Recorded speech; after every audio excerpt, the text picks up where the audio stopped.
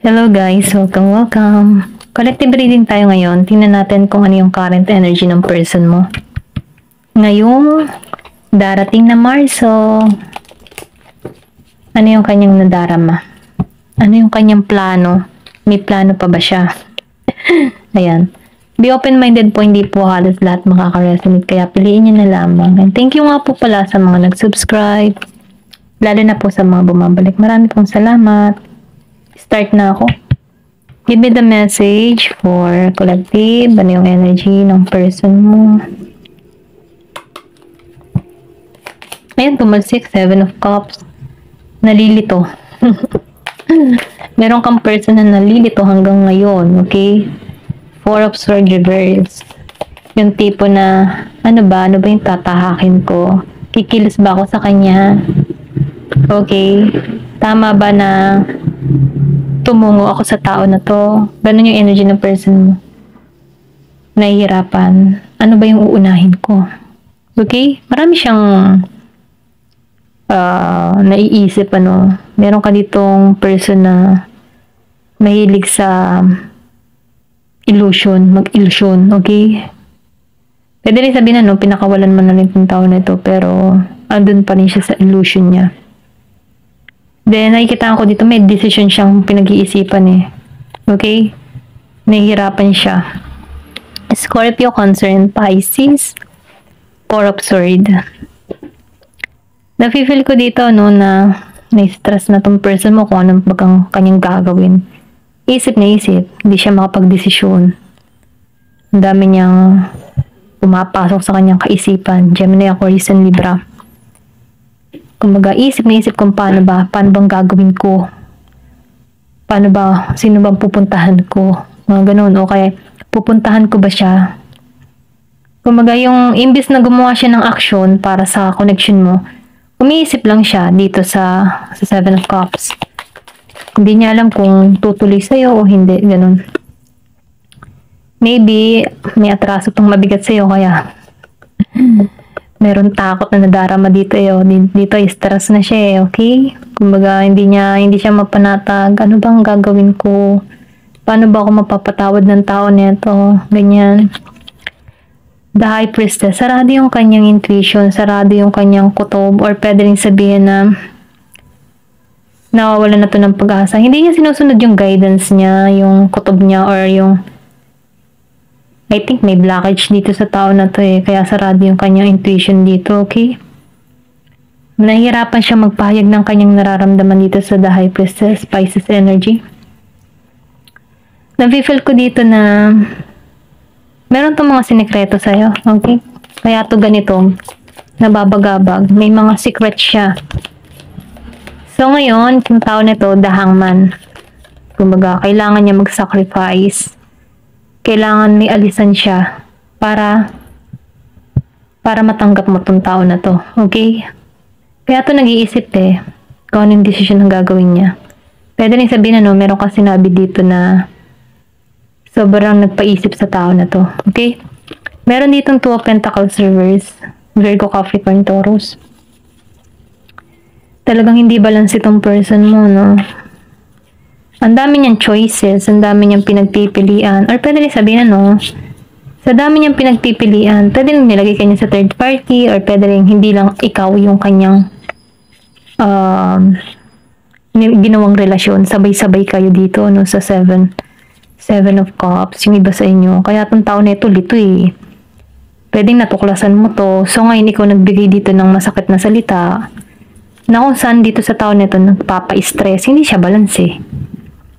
Feeling stuck, kailangan niyang may i-sacrifice or kailangan siyang may tanggalan para magkaroon ng panibagong pananaw. Ayan. Then yung iba naman, yung person nyo, alam mo yung tipo na nagkakaroon to ng financial loss, pwedeng walang trabaho sa panahon ngayon, kaya lit din, hindi niya alam kung anong gagawin kasi hirap din siya sa sitwasyon niya dito eh. Queen of Pentacles reverse. May selos tong nadarama sa'yo. Okay, meron tong inggit. Pwedeng nakikita ka niya sa social media, maayos ang lagay mo, nakukuha mo yung gusto mo. Samantalang siya miserable dito. Okay? Naiinggit siya sa sitwasyon mo kasi malaya ka eh. Malaya kang gawin kung ano yung gusto mong gawin, ganun. So ngayon itong tao nito nagiging mean. Or pwede rin sabihin na may kadiling ka dito na mukhang pera. Okay? Kumbaga, ginamit ka, minamahal ka lang dahil sa pera mo. Okay? May pagka-social climber, ganyan. Nagiging mean sa'yo pag hindi mo na pagbibigyan, lalo-lalo na pagdating sa pera. Galit pa. Okay? Pero ganun pa man ano, King of Swords, Gemini, Aquarius, and Libra. Control tong tao mo. Napaka-controlling. I think tinanggalan mo dahil napaka-controlling. Diktador pa. Okay? Dikta ng dikta kung anong gusto mong kung ano yung gusto niya. Dididikta sa iyo. Ganun. Kumbaga, brutal din siyang manalita. Prangka. Okay? Or, yung pagka-brutal niya, hindi iniisip kung masasaktan ka sa salitang iyon. Basta't masabi niya lang. Okay? Kaya itong tao nito, nahihirapan siya kasi alam niya yung pagkakamali niya. Naiinggit siya sa'yo. Dito sa Queen of Pentacles reverse. Then sa King of Swords, brutal siya. Masakit magsalita. Hindi iniisip yung salita. I think ikaw ay napiko na, naumay ka na. Kaya itong tao nito hindi na makapasok sa buhay mo. Kailangan siyang may tanggalan dito. Sa Seven of Cups and the Hangman. Pero ikaw malaya ka eh. Naiinggit ka. Naiinggit. Yan, sorry. Naiinggit siya sa'yo. Dito, no, sa strength, wala siyang lakas ngayon. Okay? May pag-aalinlangan. Kasi hindi ka niya na madiktahan. Hindi ka na niya makontrol. May sarili ka ng pag-iisip. Maybe before ikaw, sunod-sunod ka sa kanya. Eh, ngayon, nag-iiba ka. Nagkakaroon ka dito ng tapang, lakas ng loob. So, ngayon tong tao mo, nagiging siyang mahina para sa connection na to. Nagiging siyang mahina. Kasi nagigitong ano eh, pwede rin sabihin ano, nabigla tong tao nito. Kasi iba ka na eh. Iba na yung pananaw mo. Matapang ka na, hindi ka niya na makontrol. Kung before, control na control ka. Nawalan ka ng amor dito, okay? Leo energy. Insecure siya sa'yo. Yan. Give me more information. Seven of Pentacles. Ikaw naman, umaayos ka. Nakatuon ka sa Pentacles mo. Nine of Pentacles reverse. Kasi ayaw mo mawalan eh. Nagkaroon ka na ng bad investment sa kanya. Or pwede rin sabihin na nag-invest ka na sa tao mo pero niloko ka parang. I mean nag-invest ka sa person mo pero hindi mo na-receive yung profit mo sa kanya. Okay? Kumbaga nag-invest ka ng attention pero hindi ka niya tinarato ng tama. Masakit pang manalita. Controlling pa. Ikaw, kung mawala ka dito, sa Seven of Pentacles, nag-focus ka sa iyong sarili. Pwede rin sabihin na hindi ka binibigyan nito ng pera kung may kaasawa kang diktador. Brutal, masakit manalita. Sarili lang iniisip. Hindi ka binibigyan ng sustento, ganyan. May pandaraya siyang ginawa dito sa Nine of Pentacles reverse. So ngayon itong tao na ito nahihirapan, bigo, lack of funds. Mahirap ang kanyang sitwasyon ngayon, lalo-lalo na pagdating sa pera. Ikaw nakatuon, pasensya na utal. Ikaw nakatuon ka na nung dito sa Pentacles may. Okay, yung bang tipo na, bahala ka na, magsisipag na lang ako para sa sarili ko. Kailangan kong tulungan yung sarili ko. Ganon. So ikaw ngayon, yung ginawa mo, dahil naging kang positive, naging kang independent dito kasi kailangan mo alam mo yun, naisip mo sa sarili mo, kailangan meron ka ding sariling pera. Okay, meron kang sariling kita. Nang sa ganun, no, hindi ka tratuhin ng ganito. So, ito yung nagaganap sa'yo ngayon. Nagpapakasipag ka, nakapokus ka sa iyong trabaho. Dahil doon, ano, may pag-ani. Okay? Gumrow ka. Nakikita mo na yung resulta pa unti-unti dito sa Seven of Pentacles. Give me more information. Then, meron ka ditong Nine of Cups. Ito yung naghihintay sa'yo. Kasaganahan. Swerte. Okay? Kung before nilunok mo na yung pride mo para sa tao na ito, ngayon, nagkakaroon ka na dito ng limitasyon para sa sarili mo. Okay? Kumbaga natuto ka dito eh. Napagtagumpayan mo to eh. Ayaw mo na kasing maranasan tong failure dito sa Nine of Pentacles reverse. Parang, ayoko na. Masakit na yung para sa akin yun. Tama na yun. Okay? So ngayon, pinipili mo dito yung Nine of Cups and Seven of Pentacles. Nag-focus ka sa stability mo.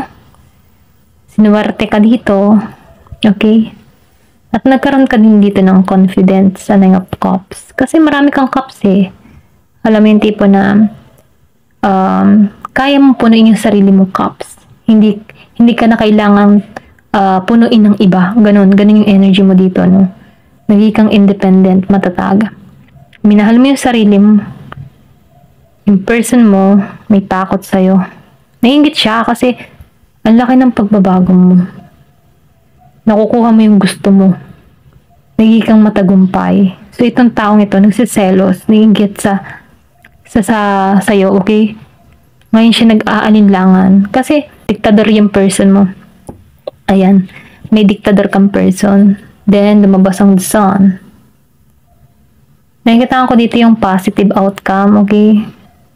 May celebration, may event, or may success na naghihintay sa'yo. Kasi hindi ka nawala ng pag-asa dito, okay? Ito lang yung nakikita ko. Ayan. Tingnan natin kung ano yung mensahe pa sa'yo dito sa card na to. Give me the message.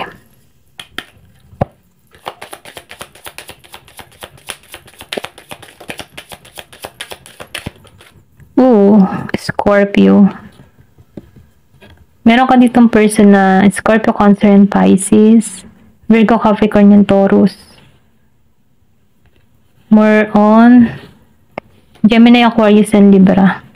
Leo, Pisces. Ayan. Meron ditong Scorpio. Meron ditong taong gusto ng renewal sa'yo, okay? Gusto ng transformation. Or pwede rin sabihin, ano, mas inuna mo yung sarili mo dito sa Scorpio energy. Kumbaga, binangon mo muli ang sarili mo. Ayan. Meron ditong House of 10. Nagkaroon ka ng disiplina sa sarili mo. Sinunod mo yung intuition mo. Inuna mo yung karir mo. Kasi nagkaroon ka dito ng talino. Kumbaga, inisip mo dito, maybe ikaw, naging mundo mo yung person mo before, na kung saan meron kang dapat sariling mundo, pero hindi mo na, kumbaga napabayaan mo yung sarili mo. Pero dahil sa pangyayari na to, nasaktan ka, niloko ka pa, binigay mo na lahat dito, dinaya ka pa. Para kang nagrebelde eh. Pero yung pangre-rebelde mo, imbis na mag-inom ka, maglasing ka, magwalwal, mga ganyan-ganyan, hindi ka ganun. Tinulungan mo yung sarili mo para bumangon. May pinatunayan ka dito sa person mo na yung bang tipo na hindi ako tatawag sa'yo, patutunayan ko sa'yo kaya kong mabuhay kahit wala ka. Kung ganun. Kasi naging kang matalino dito, sinunod mo yung yung inner voice mo, yung inner self mo, no. Ito na nakikita ko. Na kung saan, dinisiplina mo talaga yung sarili mo. Kasi kung makikita mo yung puso mo dito, bungo na eh. Pero ganun pa man kahit may bungo yung puso mo dito. Merong bulaklak. Then merong owl. So ibig sabihin meron kang talino. Naging wais ka sa decision na ginawa mo. Okay? Imbes na ikay ba'y magmukmok, mag-inom, ganyan, hindi ka naging ganun. Hindi mo pinabayaan yung sarili mo. Bagkus, minahal mo yung sarili mo. Tinulungan mo eh. Ibangon mo ulit dito sa House 10. Mas inuna mo yung mission mo. Okay? And yung karera mo. At nakikitaan ko dito yung tagumpay na naghihintay sa'yo. So, meron ditong time. Kasi nakikitaan ko dito na sinusuportahan ka ng anghel mo. Maybe ikaw madasalin ka, nananampalataya ka kay God, kay Jesus, or kung ano man yung relihiyon mo, nananampalataya ka. At sinusuportahan ka. Dito, binangon ka eh. Okay? Kumbaga, dumago ka man ng buhay, masakit na dago ka, yan. Naranasan mo yung dagok na yan. Pero yung inner voice mo, or yung intuition mo, yun yung angel mo na nag-uudyok sa'yo. Wag kang sumuko, bumangon ka, tulungan mo yung sarili mo, okay? Binibigyan ka ng lakas lakas ng loob, para matulungan yung sarili mo, na kung saan, nagaganap sa'yo, dito sa 10 of House. Then nakikita ko dito, mapayapa ka, kasi wala kang alalahanin, wala ka pang sakit ng ulo. Na before, sobrang sakit ng ulo mo, kasi pwedeng may kadiling ka dito na playboy yan. Playboy Nahuli mo na, pero pinatawad mo, inuulit at inuulit. So ngayon, ikaw, sumuko ka na sa kanya, kasi gawain niya na eh. Ikaw, tinulungan mo yung sarili mo. Tinangay mo na lang yung sarili mo sa agos ng buhay. Inayaan mo si God kumilos para sa sarili mo. Sinunod mo yung intuition mo, sinunod mo yung angel mo, no? Yung inner voice mo. Dahil doon, nakikita ko dito yung pagbabago, transformation sa'yo. May paglago. Tagumpay yung naghihintay sa'yo dito, no? Give me more information. Kung magano naghihiling ka, or hinil mo yung sarili mo. Capricorn, Chiron, sorry. Meron dito yung Chiron. O, di ba, kasasabi ko lang, nasaktan ka, hiniling mo, o, hurt and heal sa Chiron. Nasaktan ka eh, then hiniling mo yung sarili mo. Yun yung process mo, no? Kumbaga, yung ina-experience mong yan, tinanggal ka dyan sa masakit na karanasan kasi mananampalataya ka eh, malapit ka kay God. Hindi hayaan ni God na habang buhay ka magdusa dito sa tao mo na nananakit sa'yo. Binigyan ka niya ng talino. Hoy, gising. Hindi yan yung para sa'yo. May ibibigay akong para sa'yo. Mag-healing ka. Diyan sa pina yan. Diyan ka lalago dyan.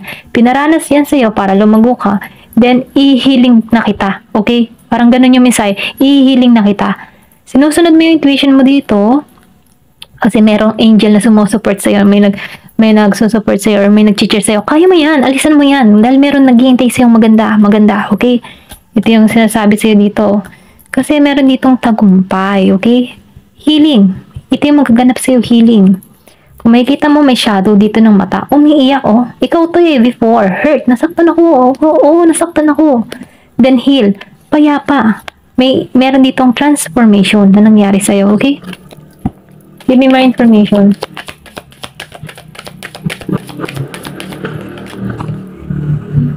Meron ka ditong Uranus, radically change, may pagbabago. Dito na yung magsisimula. After ng healing mo, meron ditong pagbabago. Okay? Surpresa. Hindi mo minsan, surprise, hindi natin inaasahan yan eh. Once na nagtatiwala tayo kay God, okay?